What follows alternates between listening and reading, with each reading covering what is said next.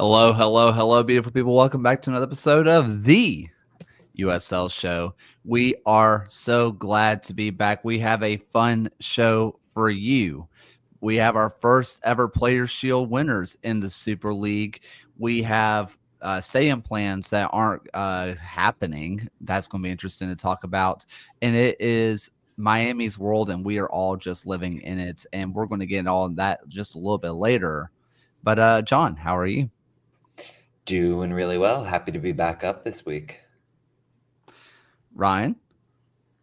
Yeah, doing well. We're at this point in North Carolina when we step outside and it's just hot. So it's just getting into summer weather directly. Alex? Doing well. Spent the weekend in Florida. Got away from the heat to come back up here where it was a nice, pleasant 59 degrees this morning when I got up. Phil? I am riding a Midwest roller coaster of weather where it is 70s, then 40s, and I absolutely hate it with every ounce of my being. So that's where I'm at. I don't know how many of you guys are watched. It was on the Weather Channel. That was about intercepting tornadoes. They were supposed to make an IMAX movie out of it. Do y'all remember that show? Yeah. I think it was called Twisters. Okay. The movie was. Yeah. Well, Reed Timmer is still doing his dang thing, and his Dominator 3 got hit by a tornado today in Alabama, and they were celebrating and stuff, and I was like, you guys are insane. Wow. Yeah, miss me with that. Well, before we get into the rest of the show, got a couple of things to hit you with first. First off, kit. If you want to help us get to Portland, help us by buying the kit. Help us help you help us again. If you pay $50 or $65, $50 for the standard kit with the short sleeve or $65 with the long sleeve kit, you get these wonderful kits that are on your screen. They're super affordable, super comfortable. They are just a collector's dream with the collar and the long sleeve. And I said this last week, but I want to reiterate it again. I mean, listen, my wife says that I look attractive when I wear the Equip Studios kits. So if you want your significant other to call you attractive, buy these kits. At the very least, I'll look at you and say, that's new. So there's that. I'll go out on a limb and say that of the non-club kits out there, this is at the very top in terms of design. This is one of the best non-club kit designs out there. I will stake my whole reputation on that. Love that. And one other thing before we get into Patreon reading, new show. It's a daily show, 9:30 a.m. every single day, the Semi-Pro USL show, where we just talk about the day before's matches. So if you want to get caught up on what happened in the USL W League and League 2, it is there for you. It's just giving you match updates. They're going to be short, 15, sometimes if that long, 15 to 20-minute long episodes where you just find out what happened the day before. So if you just want to get little updates, they're those for you. So check those out, 9:30 every single morning. We go live, or check them out on your podcast player. And then here we go for the Patreon reading. I want to thank our newest Patreon member. Thank you, Dylan Reed, for supporting the show. We appreciate you so much. And if you want to help us just like Dylan Reed, go to patreon.com/the USL show. Dylan Reed, William Lamb, Sandy Lester, Ron Smelter, Matt Catpeel, Timothy Meadows, Andrew Towsley, All the Hedgehog, Kunal Patel, MOS, NF Fresh 30, Tim Knox, Rian Lacara, Stephen Howard, Jeremy Churchman, Alberto Aguilar, Noah Telfer, Michael Fuchs, Joshua Duder, John Fuller, Christopher Cohn, Frank Anthony, John Hunt, and Harry Austin. Thank you so much for supporting the show. I'm winded now. I know.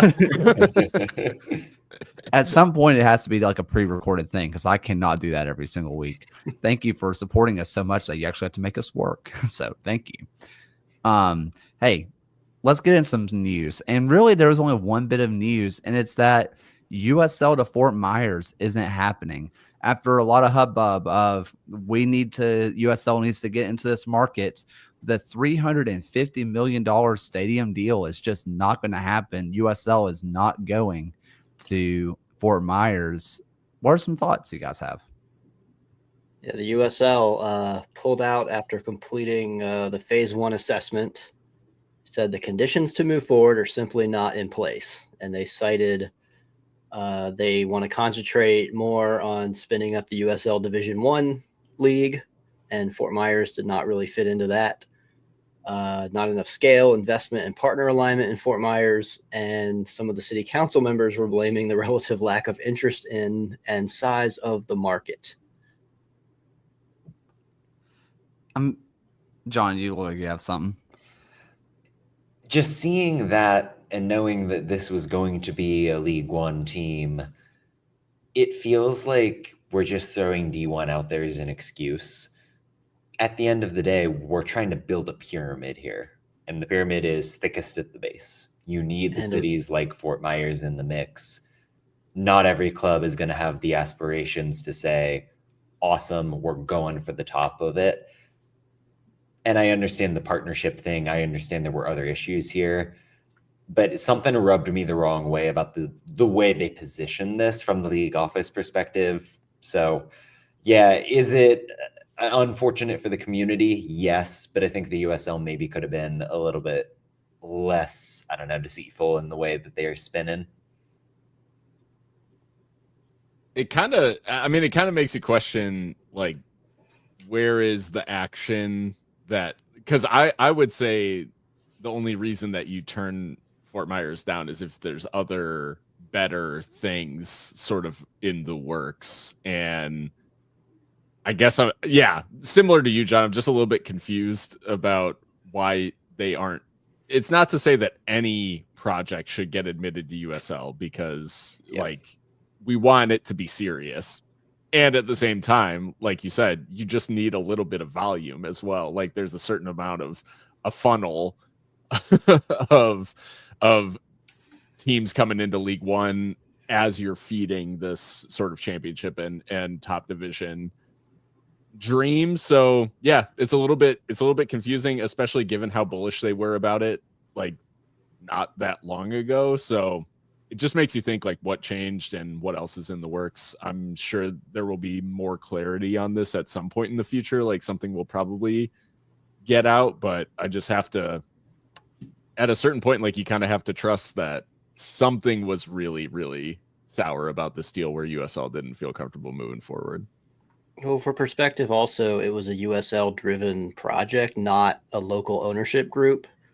So it falls under the Papadegas' real estate empire, and they may not have found the the local investors that they needed to have to make it move forward without having the Papadegas owning this team. Yeah, fair And enough. the idea of this and Roswell and I think Santa Rosa maybe in California, this model of the USL is going to go in, work with the city directly, and not have the ownership involved feels like the wrong way to try to gestate these new clubs. I feel like the most important factor for expansion is from day one having an ownership group with a vision and a tie to the community. And if Fort Myers didn't have that, if these other communities don't have that, I don't really know if it's additive to the project at large. Yeah, as far as I know, all the teams that came in this year, they were all from local ownership groups. Yeah. You don't want to be like selling someone on the idea of having a team locally, right? Like, right. You want them to believe that it can succeed first and foremost. And MLS Next Pro is back in the picture. Ryan? That Alex said exactly. Sorry. My question here, and I guess I'm just kind of opening this into the ether, and if anybody wants to respond to it, you can. How much of this has just happened with most, any, if not all, of the USL is coming to blank city, and then we never hear anything else? It just happened to be reported by an ESPN outlet this time, right? How often do you think this happens? Because a lot of these, we're coming to the city. We get a lot of those announcements every single year, and we hear absolutely nothing. They go on complete silence, and we just kind of forget, oh, yeah, that was supposed to happen, a la New Orleans, right? FC Harlem.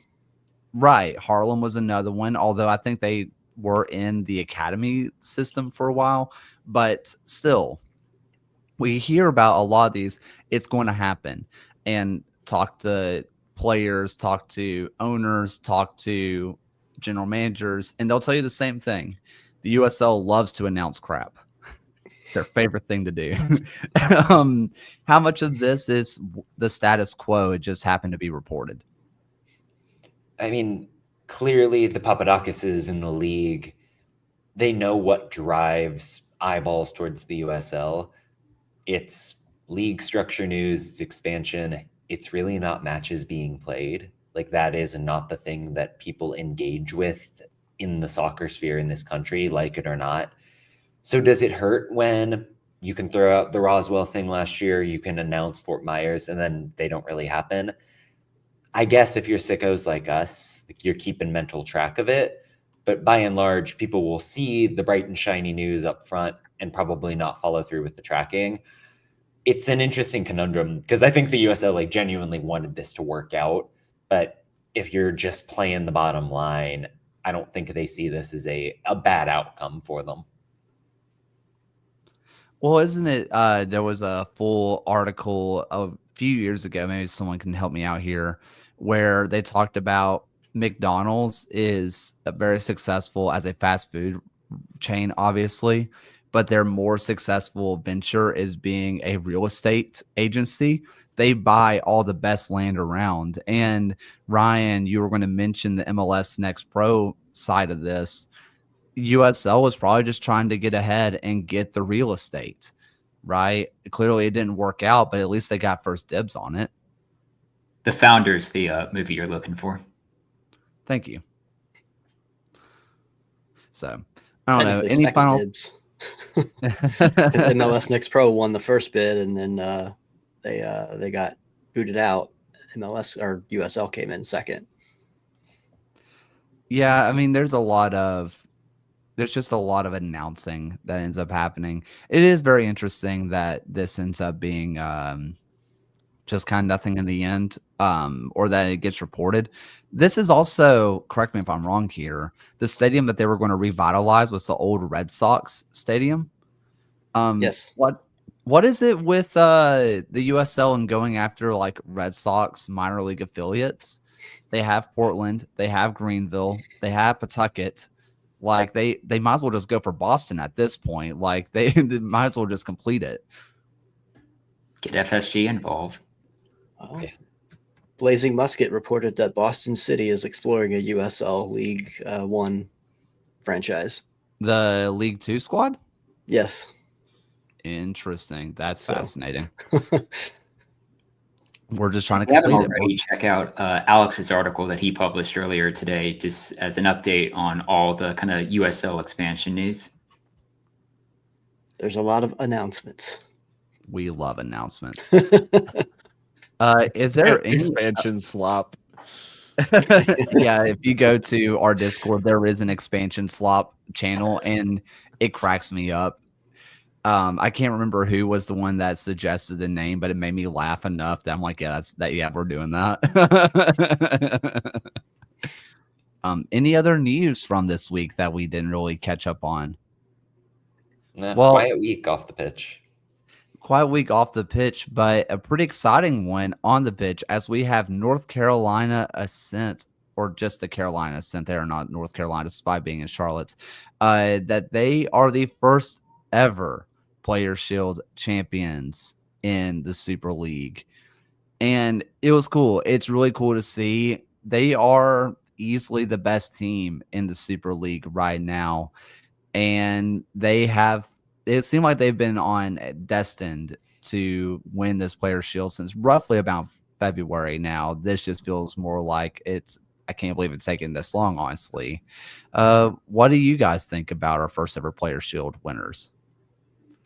I mean, you think back to this team all the way back in August. It took them a couple months to even lose a game. Like, they didn't lose until November. It wasn't necessarily wire to wire. There were moments where Brooklyn or Dallas perhaps competed with them and looked like they could go at it. But I think the consistency from day one has really been my takeaway with this team. Players like Mia Corbin, Taylor Porta, or Ashlyn Sarepka, all of them so consistent stylistically. The way Philip Poole sets up in that 4-1 or 4-4-2-ish sort of shape, you just love to see a team that comes in with a vision, trusts that consistent core, and gets results for months on end. They feel like the team that has earned the title. And I know, Kaylor, you were putting out the post that they're the real champions, playoffs be damned. I tend to agree with you. Like, what the Ascent have done should be remembered historically as a real moment for this league. Yeah, I was going to, if anybody, I'm just going to throw this out there, Phil, and if you have second thoughts, for it. jump in later. But this is a smaller league. Obviously, everybody plays each other, isn't it? They get 4 matches, 2 home, 2 away against everybody. Yeah. More so than League One, which I still feel this way about League One too, as well. But this feels like the real championship. Playoffs are fun, but I mean, the Ascent in my brain are the real title winners. Is there any kind of playoff truthers amongst us? I mean, Brooklyn and Dallas are almost the proof that what the Ascent have done is so impressive, because there were, like John said, like points in the season where they were as good maybe as Carolina, but they couldn't sustain it across this whole, split season. And the fact that the Ascent have done what they've done is just so impressive in the light of that. They put their boot on the necks of this league and just haven't taken it off. And it's sort of similar to how they played in this game against Tampa Bay. I know it ends 1-1, but there is something so stifling about the way that this Ascent team play. Like, they just feel oppressive, and they have an energy about them that, they score in the opening, 2 minutes of the game. And it does feel like an onslaught that Tampa Bay survived versus, Tampa Bay really exerting themselves in this game.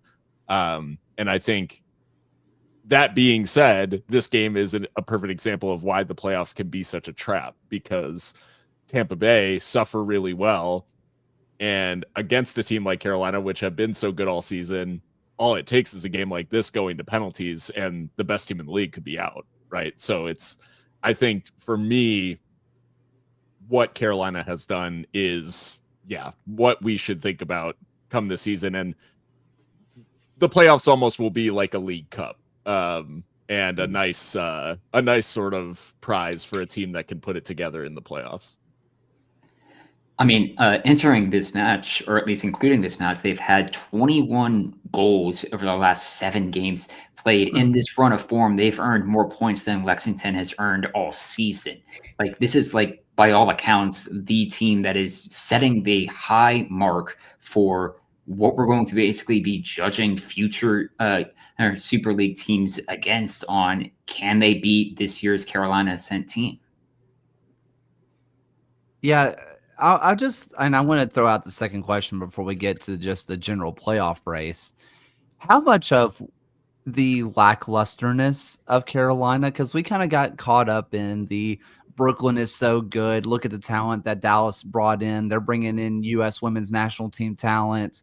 Look at all these shiny things going around the league. How much of that shine just kind of happened where they were, like you mentioned it, John, they were unbeaten to start the season, but there were a lot of draws. And then to end the first split, the fall split, they lose 3 matches in a row.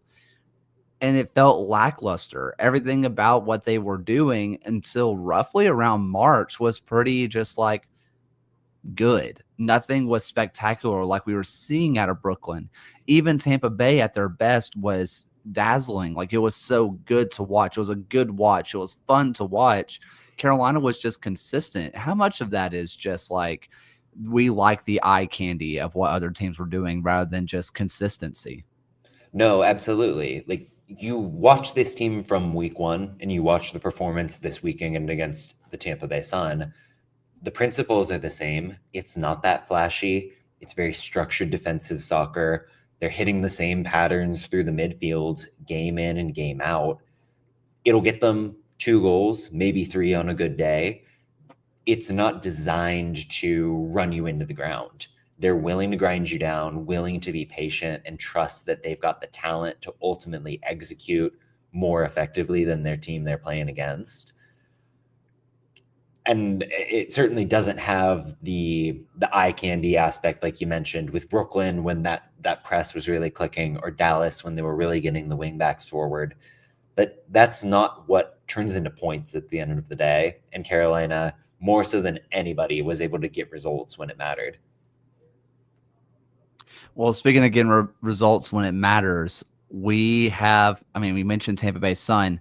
They lock up a playoff spot, which that's an interesting thing. Tampa Bay gets their playoff spot the same day that they tie the people who ends up winning the Players Shield. That's just fascinating. Both teams just end up happy. You don't see that a whole lot at the very end of matches, so that's cool. But we have a tight playoff race where if Spokane win one match, they are in the playoffs. Then we have Dallas Trinity that if they win, they are not locked, but they at least would eliminate Brooklyn from the playoffs. Fort Lauderdale is alive. So the playoff race is hot. We're realistically looking at a 3-team race between Spokane, Dallas, and Fort Lauderdale. Brooklyn is holding on to a prayer at the moment. What are we kind of seeing with this playoff race? Do we think that Spokane gets that one win and lock their place in, and then we're fighting for fourth? Or is there someone between Dallas and Fort Lauderdale? Is there going to be real jostling between those three?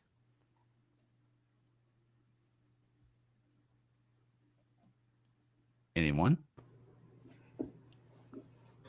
I mean, it really will come down to, I think, like, it's sort of a blessing that on the final day, Lexington and DC play each other, because it keeps jeopardy in the rest of the games, right? Where it's like that being the last match means the 2 eliminated teams are not in it.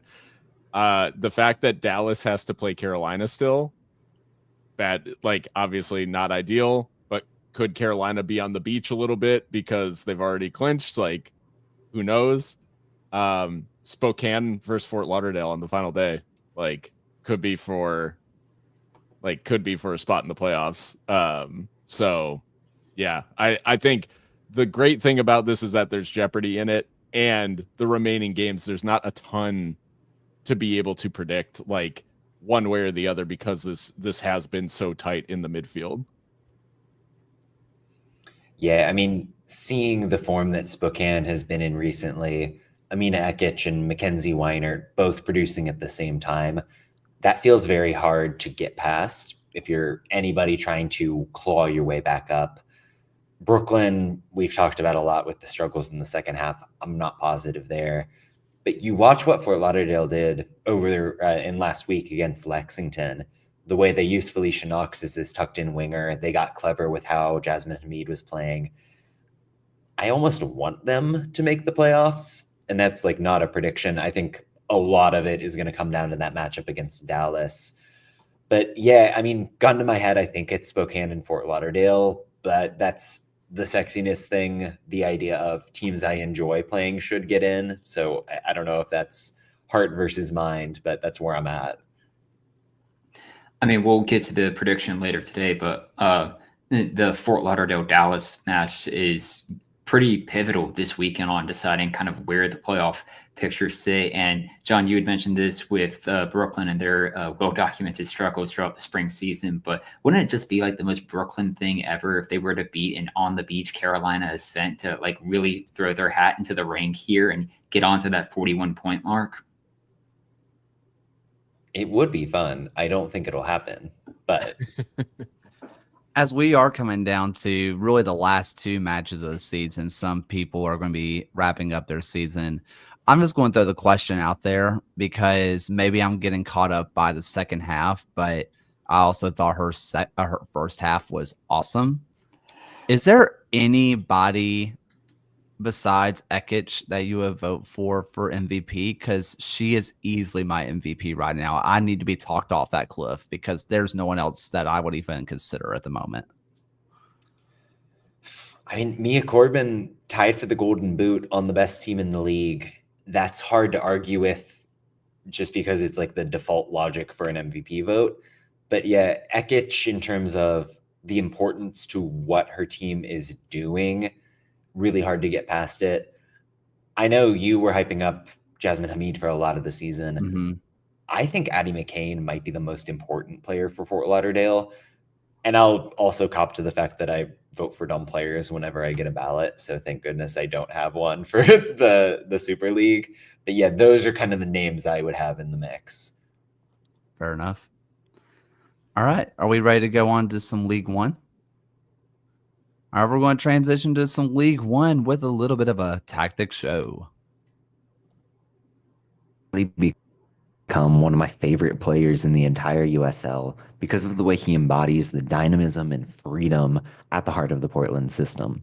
You saw him poke the ball away from Carson Henderlong at the start of this clip, and here you see him sitting in a double pivot next to Michelle Poon-Angeron, solidifying the central areas and clogging a critical artery up the middle. Because of that positioning, Portland is able to take the ball away and quickly move upfield. Here, Wada, who again is used as a defensive midfielder in this game, is making a daring run toward the white side. Portland has 4 players upfield, but it's that move from Wada that creates an overload and will eventually allow him to cross toward the box to create a shot. Again, it's that mix of structure and dynamism that makes Hearts of Pine and Wada so exciting. We're not really going to discuss the Portland side of this. Sorry, people. There's a lot more interesting stuff to happen. However, John, this is a personal request. If you could just do a tactic show on Wada every single week, because boy, do the Japanese people interact with tactic shows. This is so fun. I will say, separate from that, I'm so excited to get to see him in person because, like, what a player. What a player. What a player. Damn it. What a player. Oh.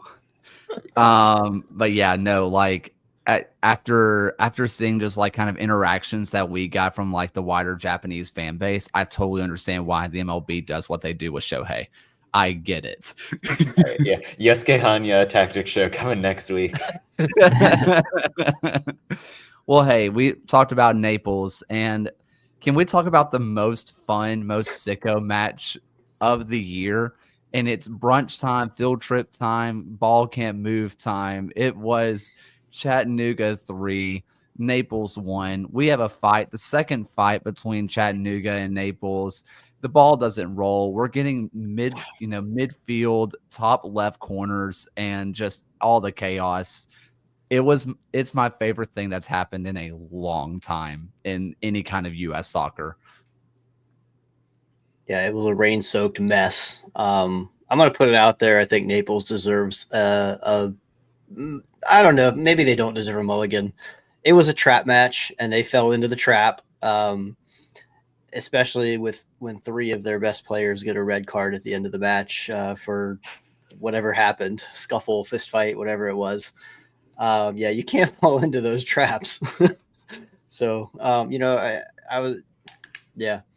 I'm going to say Scott McKenzie is a dark horse candidate, or is he a leading candidate for first half coach of the year? This guy seems to be a master at doing the best he can with what he has. Like he's made this like bare minimum squad work. I'm going to jump in really fast on that point. Go back and rewatch our Chattanooga Red Wolves preview episode that we did with Ayman Syed, because he told us straight up, McKenzie will make this team a winner. Don't even look at the players on the pitch. He will make them a winner. And I kind of scoffed, and I was like, whatever, this team is bad. Turns out Ayman Syed knows ball. Yeah, and they're having fun with it too. Like I spoke to Owen Green after the match, and I just mentioned, I was like, yeah, you guys have been a lot of fun to watch. He said, yeah, we're having a lot of fun together. There's a lot of chemistry there. They know it is what it is, and they're putting everything out there. Yeah, and I mean, I wrote a bit about Chattanooga and the year-over-year improvement we've seen. Last season, they finished with a negative 1.1 expected goal difference per game, which is the second worst mark in the history of League One since League One existed. And this season, they are up, fighting for a playoff spot, putting up really good numbers. it's kind of an ugly style of soccer, and I don't think Scott McKenzie would agree or disagree with that, really. Like, it's a lot of long balls. It's very in-your-face pressure. They lean into the fact that their pitch is a total mess. It's a home field advantage that's very unique in a professionalizing USL, but it makes it a little bit more fun. It's probably dangerous, and I think somebody should address that at some points. Yeah, But I'm hey, surprised I'm here for the whole experience. nobody broke an ankle. Like, how did? Yeah, in two And matches. that game on Wednesday was unbelievable. Like, the pitch Yeah. was one of the worst I've ever seen in terms of the ball stopping in random spots and puddles and the whole 9 yards. And the Richmond match a few days before that was probably second worst. Sure. That was going to be, like, not to be a downer, like, that match absolutely should not have been played. Like, I'm just like, it is absolutely ridiculous. Like, I know it makes for, like, sort of funny clips and all that sort of stuff, and Men in Blazers retweet, like, you won't believe this, like, you know, 4th division, you know, UK, like, match that was played. Oh wait, this is the 2nd or the 3rd division in the US. That was, like, brutal, I think. And, like, in addition to how embarrassing it is for, like, for USL, the player safety aspect is, like, it just, I don't know. Like, the fact that it went ahead is borderline, like, criminal. Yeah. So I think Matt Bentley posted a story alluding to that this reminded him a lot of those pitches in London growing up as a child. Well, I mean, he's used to it. Clearly was comfortable with it. Yeah. So, yeah, not to be too much of a downer, but, like, that just should not have happened. Yeah. And to be serious, you said the word embarrassing. Like, anyone who, because every game that the USL plays is somebody's first USL match they've ever seen. They would see this, and I'm sure they think it's fun, but they'd also think, like, this is the most amateur version of soccer I've ever witnessed. And that's not what you want in the shop window when you just are putting out a statement a couple of days later of, well, we need the teams that are coming in this league to be D1 capable. And then that's what you're showing off in Chattanooga. I don't know, man. Thank God this is on at noon on a weekday. Like, so no one is watching this. And the bad part is, I think Chattanooga has the resources to be D1 capable. They just don't do it. Yeah, if they wanted to, right? Yeah. Ryan? Yeah, I mean, if you're looking at, like, the future schedule for Chattanooga, there were still plenty of other Wednesdays they could have picked throughout the summer that they could have rescheduled this game as well to bring Naples back into town for this one. And honestly, I think, like, the only way we're going to see, like, improvements on this would be, like, outright just fining teams for having an unplayable surface. And there needs to be, like, some sort of punishment to have a deterrence to this, to always hold, like, a high standard of facilities. When we're talking about what we're seeing in Loudoun previously this year, of them having problems, it's really, we can't be letting teams kind of fall by the wayside here and, like, decide, pick and choose when we want to have good facilities or when we want to have a lot of funny clips for or online and just have this game played on a Wednesday. It just it definitely seems like a standard that the league kind of let it go. I mean, okay, a couple things for me. There were it's so weird. Some of the best passing I've seen Chattanooga do all year long was in this match. And I don't know what that means. Like, I don't know if that means they've been overcooking every single ball and they've needed it to slow down. I don't know. But, like, it was legitimately some of the best passing we've seen all year from Chattanooga.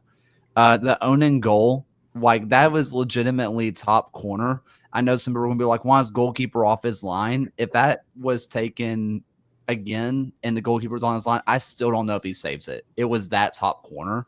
Also, he definitely made a business decision. He was not going to dribble that any further. Like, that was a business decision. Yes, the funny clips were very funny.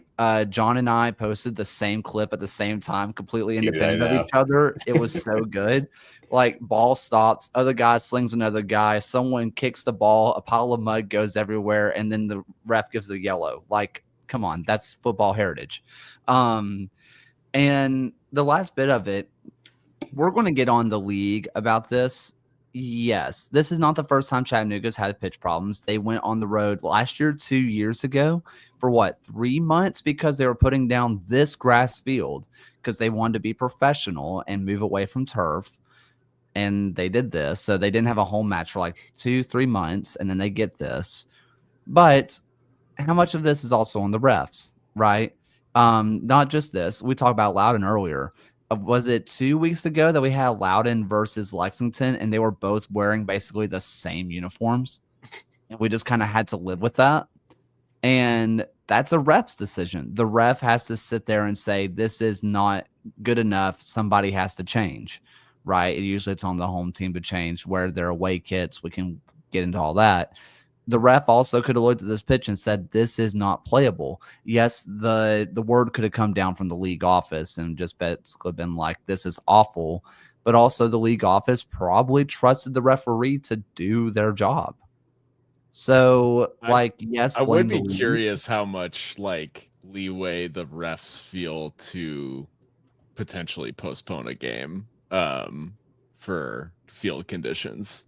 I mean, Oakland had their first match postponed every single year because of it. Well, the traveling turf. But no, I think it's a fair question of like the referee probably has the leeway to do it. I wonder if the league maybe had a say in like whether or not the ref could cancel the game. I mean, it has. I will say, if you have not been living in the Southeast, it has been an ungodly amount of rain lately. Like, I can tell you from where I live, we've gotten, I think it's 4 times the amount of rain than average halfway through the month. Like, it was like May 15th. We had 4 times the amount of rain than we normally do. Jeez. So, like, it's going to take a long time for that field to drain. But also, it's a professional club.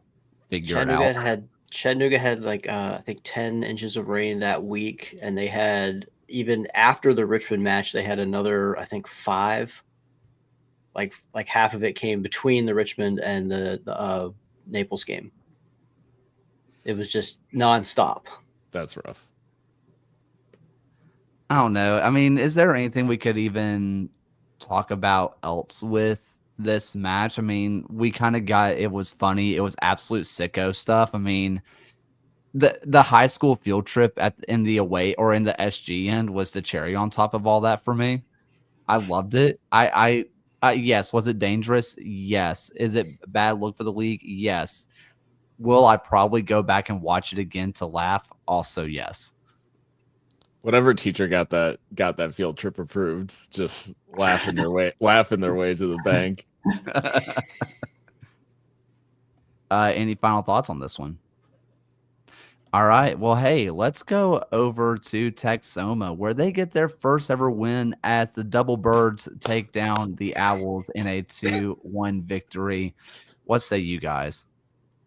It was a good win. They earned it. I don't think it's time to panic if you're an Omaha fan yet, but the flags, the alarm bells are starting to go off because they can't seem to score a goal. Except in this match they scored. It looked like an Olympico. I think it was officially credited as a own goal. Who knows? But I think the pieces are there for Omaha. But Texoma, it's been fun to see them come into their own. I think it's been a great decision to give Javier Garcia the starting goalkeeper role. He's been outstanding. And then I've watched multiple times today that goal where Preston Kilwine sent that long pass to Bordachuk and then sent it to a wide open Asante, just to see like how flat-footed they caught Omaha's defense on that. It was crazy. And I think that pass was just one of the most beautiful things I've seen this year from Kilwine. And 20 seconds before that, Kilwine had hit basically an identical switch to the left side, and then they recycle possession and just let him do it again. Yep. That's why you sign him in this team. And I thought all 3 center backs in kind of a fluid shape for Texoma, but Calfo, Kilwine, and Jordan Chavez barely put a foot wrong all night long. kept this team really stable. I thought the choice to kind of use Solomon Asante and Ajmer Spengler as a false 9-ish duo, like neither of those are proper strikers, but just letting them have that freedom, have Bordachuk playing off them, did well enough in transition to get the goals. Like you said, Alex, not terribly worried about Omaha. There's a world where they finish a chance or two early, and this is a completely different game. But yeah, full credit to Texoma for trusting the process, becoming more solid each week. Yeah, I want to say, oh, sorry, go ahead. Oh, I was just gonna say Javi Garcia like stands on his head a little bit in this one, and in particular the chance for was it Gallardo who like hits it. They sort of claim that it's over the line. Garcia pushes it up onto the crossbar, like basically shooting at an open net. Like I don't even know where Garcia came from, and he crosses like the length of the width of the goal basically to keep it out, and as a very last ditch. And so yeah, I think overall like Omaha created plenty. Obviously Dom Casciato also sent off sort of bizarrely in this one as well. So I think there is a little bit of tension building at Omaha in the sense that like they are feeling maybe the rough start to the season, even though all of the numbers sort of suggest that they should be better off than they are. But yeah, a little bit of frustration building with Los Bujos. Javi Garcia is El Paso. He was former El Paso goalkeeper. Yeah. Backup. Yeah. Yeah. Yeah, and Ajmer Spengler. Can we talk about Ajmer Spengler? I just want to put it out there that I hope all the teams that did not give him a look in the offseason are feeling a lot of regret right now. I never want to be told you so guy, but like I could not shut up about him for a stretch last summer with Tormenta. Like if you watched him play, you know he's so dynamic, like has the ball on a string at his feet. He's showing why he was that guy. I mean, he contested 18 duels in this game, and he's like, what, 5'7", just doing his thing up top. I love watching him. Ryan, you have something? Yeah, like from Texoma's perspective, just getting this win, they've slowly been turning a corner over the past few games. Like they were a 90+5 minute penalty away from Charlotte from having 5 unbeaten matches in a row, which I think kind of went unnoticed with that Independence defeat that they had there. But yeah, I mean, if you're Omaha's perspective, they completely dominated the XG battle and may have been unlucky to not get a result from this game as well, but yeah, there is something to kind of look ahead for with Omaha on Naples in their next match, Madison and Greenville moving forward on. It's like at some point they got to find a win somewhere. I'm not worried at all about Union Omaha personally. Like I'm not even getting warning signs up yet because what was it? Was it 23 or 22? Was it Don Casciato's first year? Someone help me out here. But it was his first year and they got 3 wins in their first 15 and then became the best team in league history. Like they did not lose a game ever again till the playoffs, right? I mean, it's one of those things of they've done this before. On top of that, they are creating chances. Are they finishing them? No. But you lost players that could finish the ball that they are creating, like these chances that they're creating. Another team who did this year where they're creating. The process looks good, but it's not happening. Look at Sacramento. Sacramento in the championship was creating. Boy, were they racking up XG like he was going out of business, but they were doing a bit of a Brighton and they couldn't score. Well, they end up popping off on a 5-piece. We'll get to that tactics show later. But it just feels like they need one day for basically the floodgates to open for Omaha and they'll be fixed. I'm not worried about them at all yet. This stretch lasts for another 5 matches. Then I'll turn on the I'm concerned. But until then, I feel okay. Kind of referencing the question in the chat from Julian, are you worried about Greenville? Because I think we're all in agreement that Omaha feels like they're going to get there. Greenville, we've got a little bit more of a sample size at this point. I am personally. And it's one of those situations that I'm not too sure what the answer is. For me, it feels like, hey, maybe let's go to having, maybe having Carlos Anguilano like sit deep as like a sitter to create some more stability and just let everybody else go forward, because defensively they are a mess and they get picked apart constantly, and maybe having a stabilizing force back there will do something. I don't know what it is. I'm getting worried on that front. I also think that maybe this is all good when Rapapa Mensah is good to go, but also he's been around the team long enough that you can't blame he got into training camp late. Like, we are well into the season. If he's ready, he's ready. The team needs to start scoring more goals. They need to be ready to go. I don't know what the answer is until they make some kind of tactical shift to make some stability in the back line. I'm going to remain worried. Yeah, and I think the thing with relying on Mensa to get back is that Leo Castro is pouring in the goals right now. Like, they've got the answer up top. To me, I think you're right to identify the defensive thing. And some of it just comes down to health. Like, you think about Evan Lee getting minutes at the back, but also playing striker at times. They're having to plug holes. It's like a game of whack-a-mole at certain points. I think if they can find stability, it'll be better off. But you're right to point out the midfield thing in particular. I had some issues with the wing defense early in the season. Chapa Herrera and Carlos Anguiano maybe not doing it for me right now in the pivot. The ideas are still there, and I like the principles, but yeah, it just feels like the execution has dropped off pretty significantly versus 2024 and even before that. If Greenville loses to Texoma this weekend, should we be really worried? Yes. Yes. Yeah. That would be. Well, you know what? Maybe that was a gut reaction. Texoma has been trending, and even on their first loss this season where they do end up getting killed, like, they were having pretty football. Like, they were doing nice things. They just, we talked about it so many times, take a shot at Jägermeister every time you've heard us say this. It felt like they just did not take this league seriously whatsoever. Now it feels like they're acting like a serious team, and they're starting to look serious.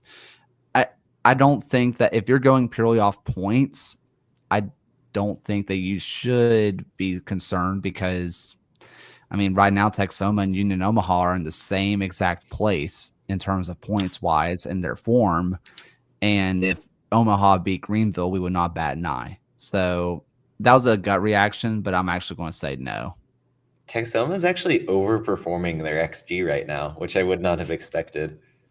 For American soccer analysis, they're expected to have 3 points right now out of a possible 24. So yeah, not great.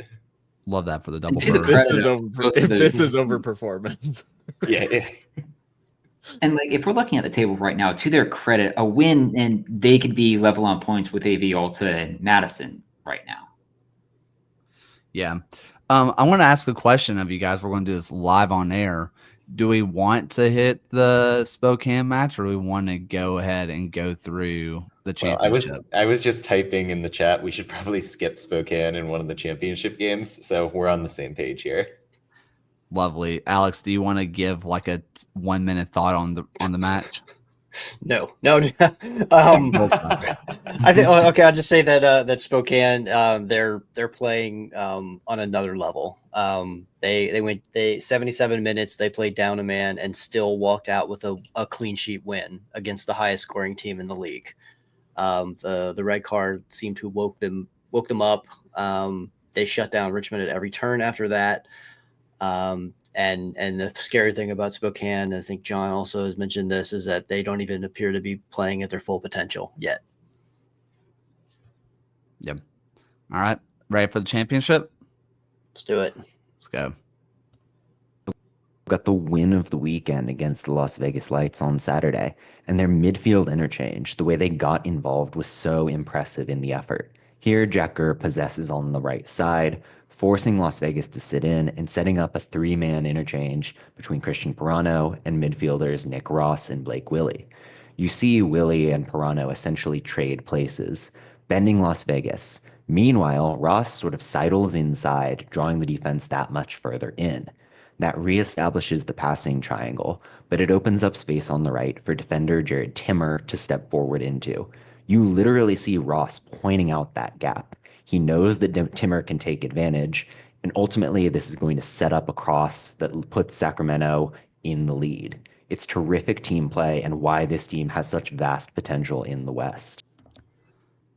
This match ends up becoming a major blowout, so we're really not going to talk about it too much outside the tactics show. But to reiterate what John said on Blue Sky and Twitter, Nick Ross hadn't started a game since March, looked like the missing piece for this team, and obviously Phil has experience with the Nick Ross impact. Yep. Yeah, I mean, he knits everything together. He was really good for Sacramento when they looked good last season. I think, again, I don't think it's a coincidence that him being back in the starting lineup, looking good, making this team that we all on paper, again, like think should be doing more. I don't think it all like looks cohesive on accident all of a sudden that he's in there. And I think Sacramento needs to figure out, like, if Nick's not in there, like, how do we create this sort of connections without him? But for this, yeah, wonderful game. And Nick crowns it with a goal from the penalty spot as well. So, yeah, big credit to Nick Ross, who now has 100 appearances for Sacramento Republic as well. So, wow. Yeah. Well, let's go ahead and get to our first match of the championship for us to really dive into. And it's after Rhode Island gets a nice 1-0 win over over Birmingham Legion. They then make their way to Tampa Bay, where I do believe an Alex Ashton was in attendance. They get a nice 3-0 win over Tampa Bay. And I'm just going to pose the question to you guys. And Alex, I want to get your thoughts on this for first. But should we be more impressed that Rhode Island's finally clicking, or is this a Tampa Bay conversation? I'm impressed that Rhode Island is clicking. That was one of my notes on this one, is that they're now on a 4-match unbeaten run, 2 road wins in a week. That's impressive. But yeah, we'll get to the Tampa Bay stuff next, I guess. Can I say on the so Michael Cayley, who does a lot of XG The king, yeah, stuff on Twitter, was like the beginning of sort of visualization of XG. Whenever he would talk about a match like this, in which Tampa Bay actually won the XG battle and gets beat 3-0, right? Like they were well ahead in XG, gets beat 3-0. He always used to quote Mel Brooks. And he would say, "Tragedy is when I cut my finger. Comedy is when you fall into an open sewer and die." And this game was comedy because Tampa Bay losing this game in and of itself was sort of unjust in a certain way. Like, obviously, Rhode Island played well. I'm not taking away from them. But Tampa Bay also played pretty well. Like, and they actually probably deserved more from this. And it is 3 bangers that like Rhode Island just hitting bombs. All 3 of these goals are unbelievable, and it's not to take away from any of them individually, but in terms of the actual play, I think Tampa Bay is really hard done by with the scoreline, because how do you legislate for 3 like top bins outside of the box goals like this? It's wonderful to watch from Rhode Island, and I think I'm a little bit off the gas on the like Tampa Bay is in trouble, only because they did do probably enough in this game to deserve something, and they are like sort of supremely unlucky in a lot of ways to not come away with anything. Yeah, so Tampa Bay I think they had a really good first half in this match. They did get out-muscled a little bit in the box. But Tampa Bay is a team that I think they're like top 4 in the league in shots, but then they're bottom 3 in goals. Monterey. So, yeah, so they're taking the shots. They just, they're not scoring goals. And you've got Emmanuel Arteaga, who scored 17 last year and got benched for this match because he hasn't scored a goal yet. In fact, when he came in the match in the 58th minute, I was sitting with the supporters groups, and some of them started putting on paper bags at that moment. Now that said, the supporters groups were very very kind, very welcoming, lovely people. It was just I'd never seen that at an American soccer match. It's like NFL level stuff in this country. Yeah, that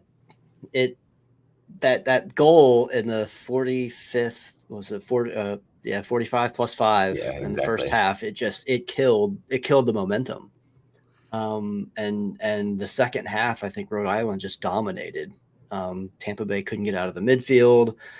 It just kind of turned into a disaster there. But you kind of cite the numbers, Phil. This has been the story with Tampa Bay for 2 full years at this point.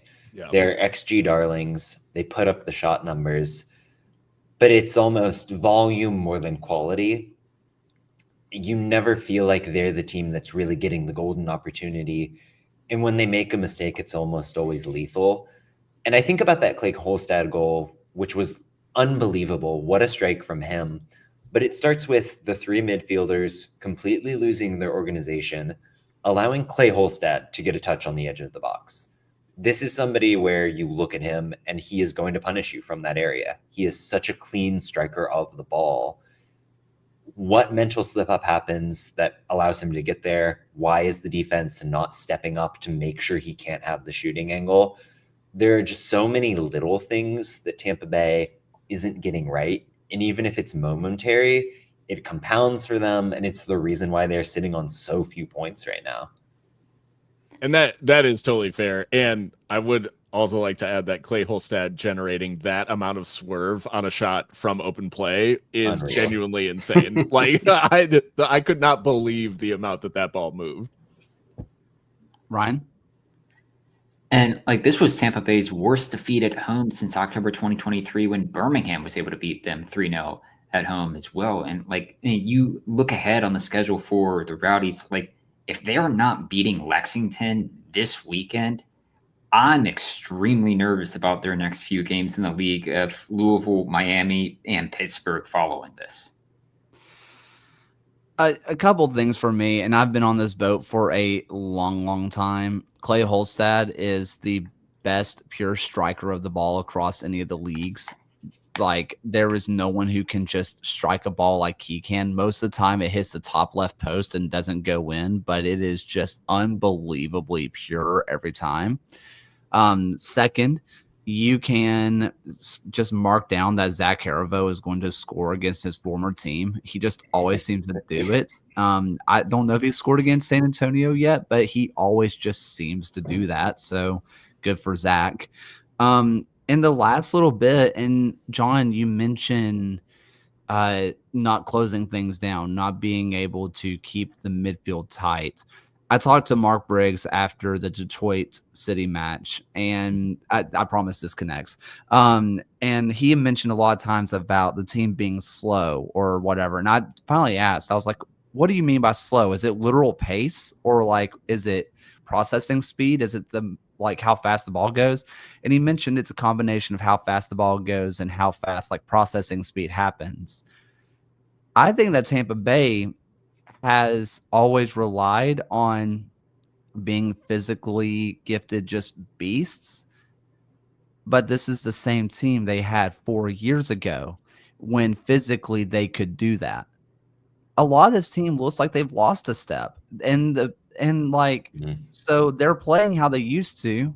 They just don't have the same speed. They don't have the same physicality that they once did. And the game looks like it's gotten fast on them, and they don't have the mental wherewithal to do that. I mean, you mentioned the Holstad. Why did they not take a step? because I don't think they can do it like they once did. They're still freak athletes that would absolutely like fold me like a pretzel. Yeah. But like, if we're talking about the sphere of the USL, it just looks like they've gotten us slow and their brain has not sped up. Well, and we've been saying this about guys like Forrest Lasso, fairly or not, for a couple of years at this point. And you project that onto Lawrence Wyke and Thomas Van Zeil. It's a lot of guys who in 2021 would have been awesome, but in this league in 2025, with the speed of thought of somebody like Rhode Island, I don't know if they can cut it anymore. And I did take a look back at the goals. Each one, they are in acres of space. So there is a little bit of like, I mean, if you let Steph Curry pull up for three uncontested, he's gonna sink it. And so the fact that no one's getting closed down in any of these makes the banger all the more likely. So you could say in the one hand, like, well done to Rhode Island for finishing these tough chances, but on the other, like, someone's got to step out on these. I'm just going to keep the basketball analysis going on it with these just way fast. Some of the shots, it almost feels like the Paul George, Dame Lillard, where they just like, that's a bad shot. Yeah. Like, it's a good shot if it went in, and it did 3 times. And the last two were almost identical. Yeah. Yeah. All right. Having any final thoughts on this one? Shout out to the Tampa Bay Rowdies for having an excellent stadium experience. We had a blast, and shout out to Mark Chisholm of Ralph's Mob for welcoming us into the section where we got to wave the flags and learn a few of their chants for the first half until they kind of fizzled out in the second for understandable reasons. And yeah, it was a great fireworks show at the end. Very fun. Last match, let's go ahead and stay in Florida. I mean, well, this one wasn't. Well, yes, it was in Florida. And we are going to Mr. 305's stadium, Mr. Worldwide. Speaking of the worldwide, the worldwide team, Miami FC, take down Loudoun 2-1. And we've been beating on this drum a little bit that this is not the last 2 years Miami team. John, can I simply just chalk this up to that Argentinians are better than Italians, or is there something better going on? Well, I think Miami had like 3 Americans in the entire squad this weekend, which kind of defies logic, what they're doing in terms of the roster build. I don't know, man. You watch them play against a very good Loudoun team that we've praised a lot. A Loudoun team that can control you in the press and outpossess you all night long. And Miami did not break a sweat. I think oftentimes early in the season, Miami's MO was trying to be expansive and trying to be fast and play over you before you can settle. There were moments in this game where they really matched Loudoun in terms of the slick passing sequences, trying to engage Mercado in the midfield and let Milano cut in. Some really complex patterns that broke down a solid defensive team. It comes down to me to the midfield solidity, the way that midfield line of 4 players was able to prevent passes into Abdelatif Abakora quite often and then transition forward pretty quickly. But yeah, deeply impressive from Gaston Madoni and everything this team is doing right now. The individual brilliance from Milano at times in this did show that Miami does have a different level in them this year, because what they were capable of last year at their very, very best was there was a very strict ceiling. Their ceiling is now among the best teams, right? Like, they're not always going to play at this high of a level individually, but when they are on, and when Milano on the first goal for Bonfilio's goal, just absolutely, the run, the vision, the ability to split the center backs with the pass, this is a level that Miami was not capable of, and this is the difference. In a game where they can kind of get Loudoun out of sync and keep them from hitting their heights, they have a level that they can get to, where they can take down these teams that are maybe over the course of the season a little bit better than them. Like they are able to get those teams down a little bit below what they're capable of, and then they raise their level. So really impressive from Miami. I think in general, Loudoun will still probably be fine. I think they do show how dangerous they are. Just even for the penalty, it shows how quickly this Loudoun team can become dangerous, and all it takes is a single ball into Abukora and they're suddenly in business. So I think Loudoun's probably okay, but there was another raise in the DEFCON level of the lads protocol with the loss in Miami. So just we are on a little bit higher alert in the lads in the lads bunker for if Loudoun are gonna crumble here, but I still feel okay about Loudoun. Yeah, I think it speaks more for Miami's improvement here. But Loudoun, yeah, they were held to only 2 other shots on goal outside of that penalty. So, I think the caveat for Loudoun. Oh, go ahead, Ryan. I was going to say, I think we're going to get a really high chance of lads happening more if you're looking at Loudoun's next 3 games, all at home, mind you, to their credit, but it's Louisville, Charleston, Detroit. Yep. And you think about the center back pairing in this game.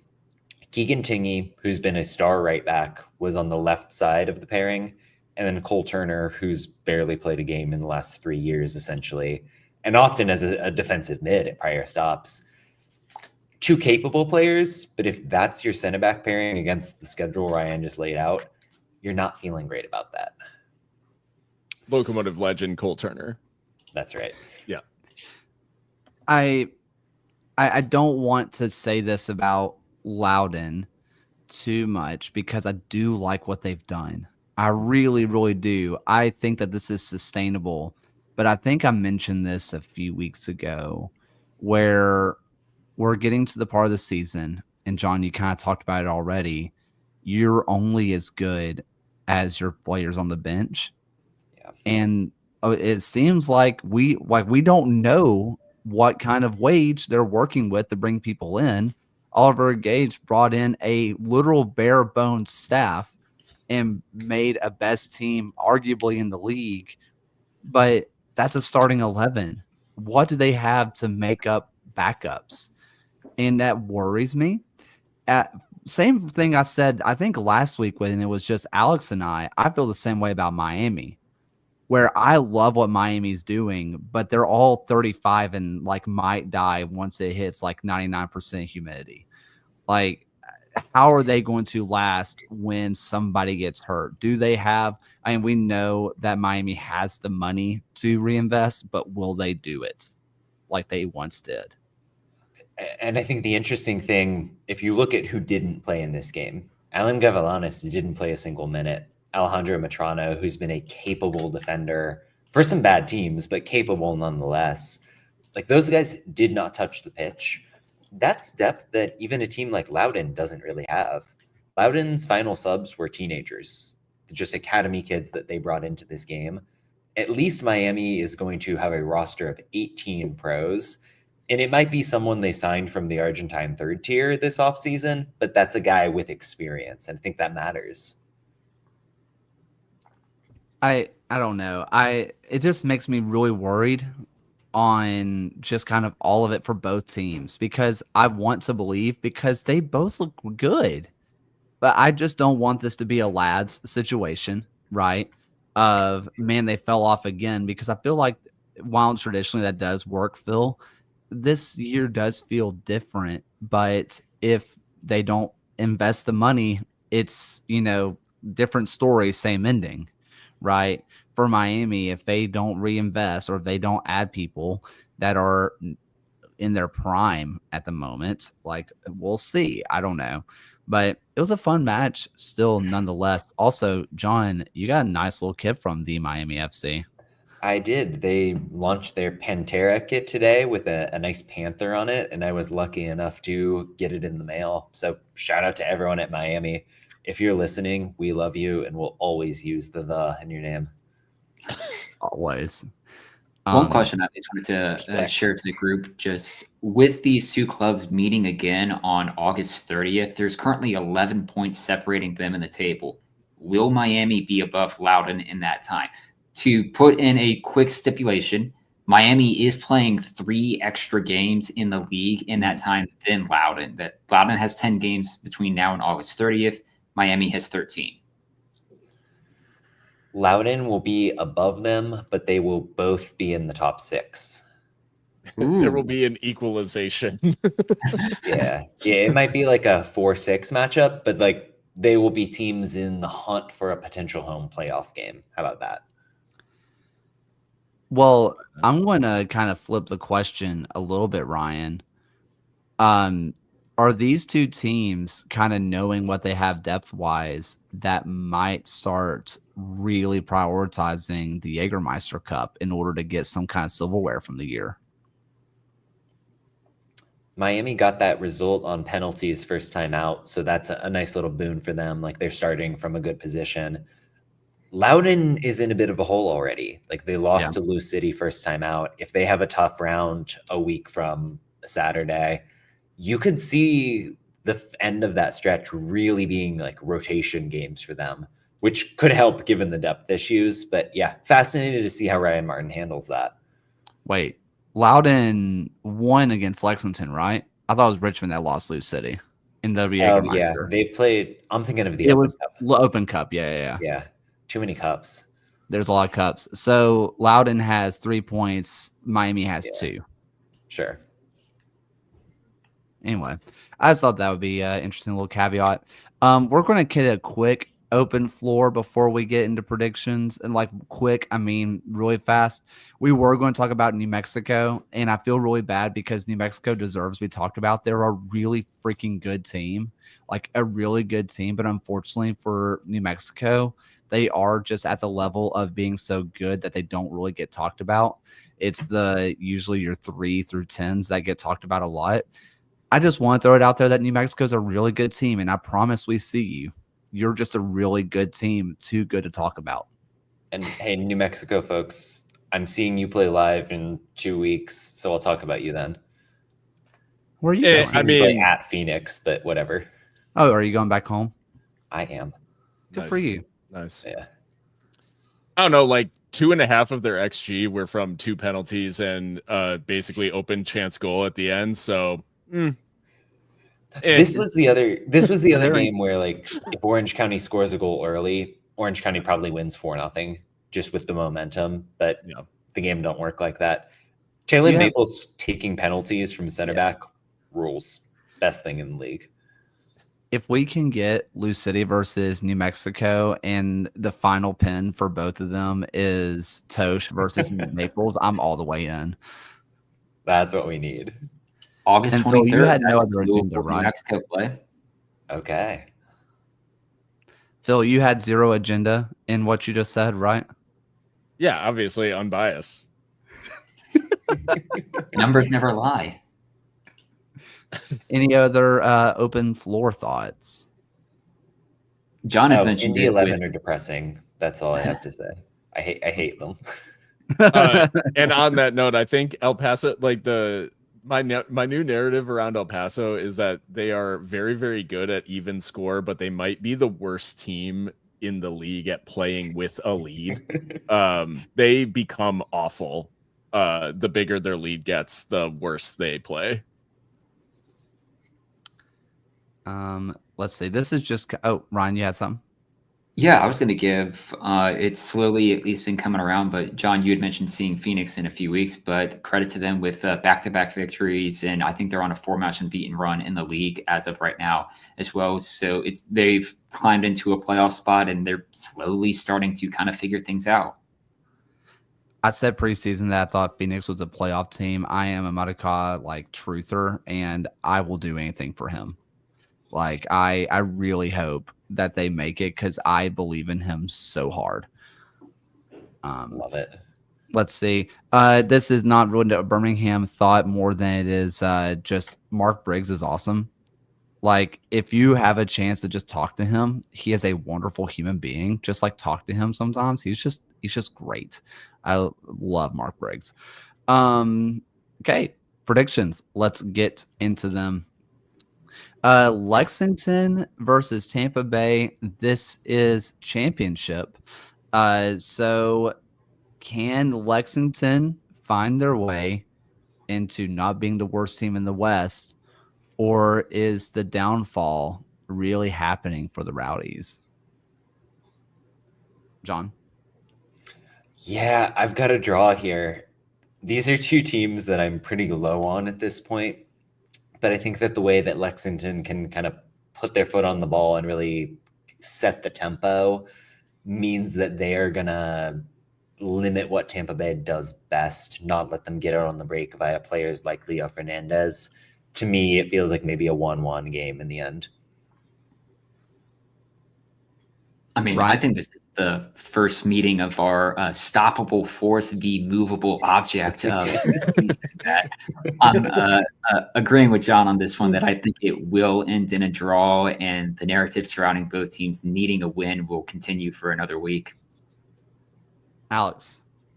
I don't do draws, and I feel like I've been a jerk to Lexington for so long. So after seeing Tampa Bay in action last week, I'm leaning Lexington on this one.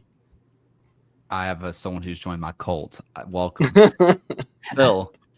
I am leaning Lexington too. I think, like, as not impressed as I've been recently with them, I do think they've been a little bit unlucky at times, and there's no team that I feel like they when a team is in a low spot like Tampa, there is no bottom, unfortunately, and I think Lexington will get the win over a team that's just struggling for confidence right now.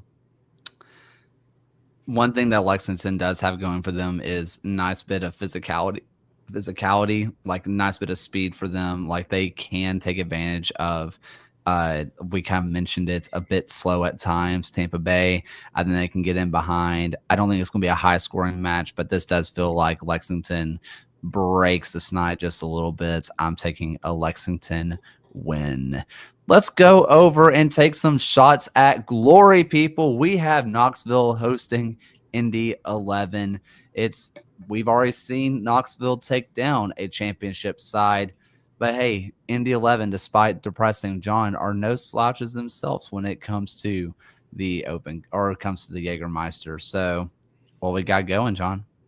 Yeah, I mean, first and foremost, I despise the fact that we are just playing one Jägermeister Cup game this weekend. I think that's abominable. But I do think my Indy 11 rebound in this game and get a full-on win, not even on penalties, just straight up 3 points. Knoxville is a great team, but I think there's something about Indy and the way they can attack you with their width. The quality they've got up front is finally going to come through here. Ryan?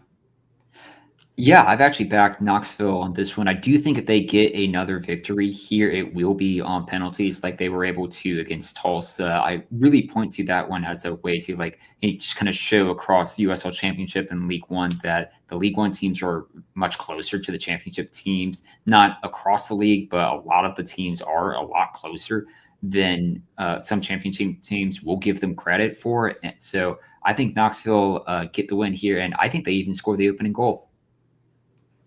Oh. Alex? I'm going to have to go with Indy 11. I saw what they did to Madison. Knoxville is a similar defensive-minded team that Indy just shredded. And Knoxville's also – they're not – I don't know if they're necessarily struggling to score goals, but I'd like to see more. And it also – there's a chance Mark Doyle might not even play due to injury.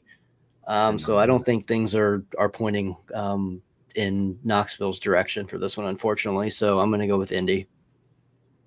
Did not realize that about Doyle. Okay. Bill? I have Indy as well. I think they looked really good, and they definitely deserved more against El Paso in a tough game on the road. Jamali Waite probably had a lot to say about why they didn't come away with something, and all in all, I think they are starting to look like a more serious prospect. I think they get the job done against Knoxville.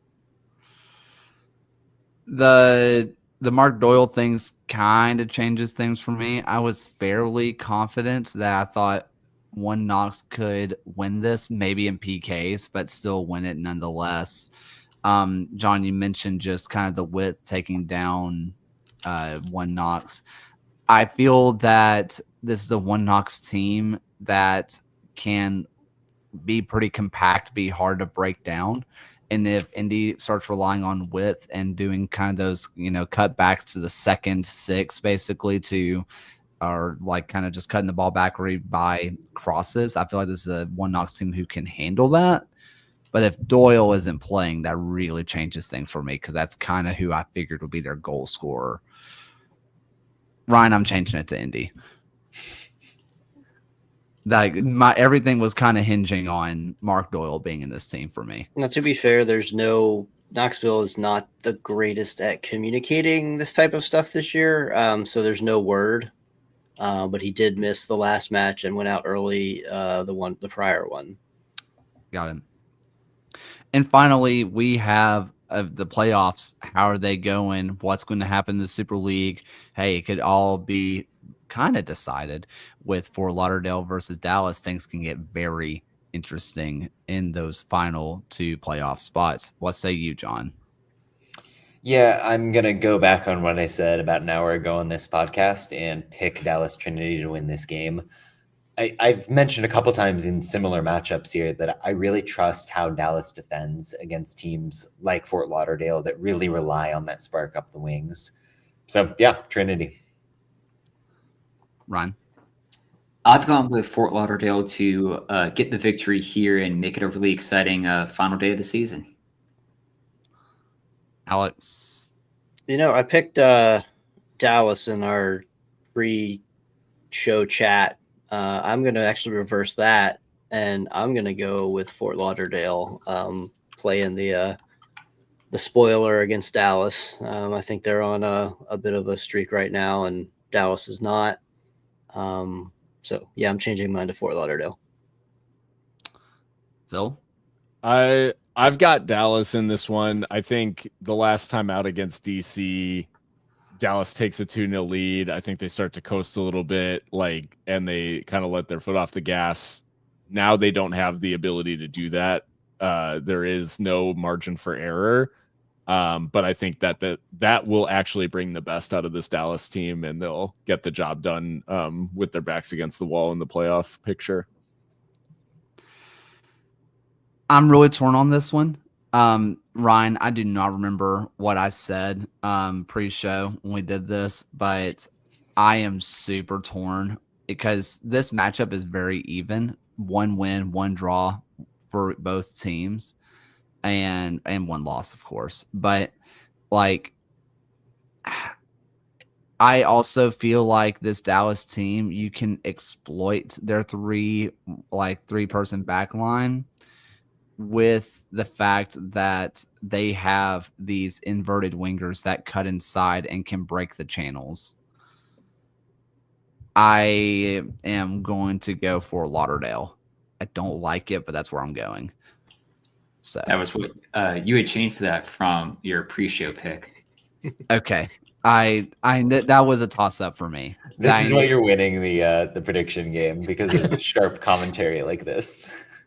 Yeah, it's just kind of changing it on a whim because I changed my mind at the very last second. Don't think too hard, people. Hey, any final USL thoughts from us? No. Okay. How about some final thoughts for the night? John, let's start with you. Yeah.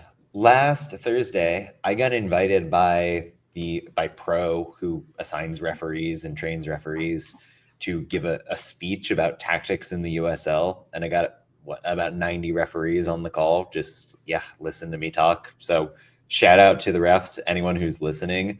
Super fun experience for me. Very cool. Congratulations on that. Ryan? Yeah, just been trying to do everything I can to keep my mind off of the Europa League final tomorrow. I have decided that I'm just going to work for the first half and try and keep myself distracted. But my heart's in one place. My wages are in another. You always come out on top.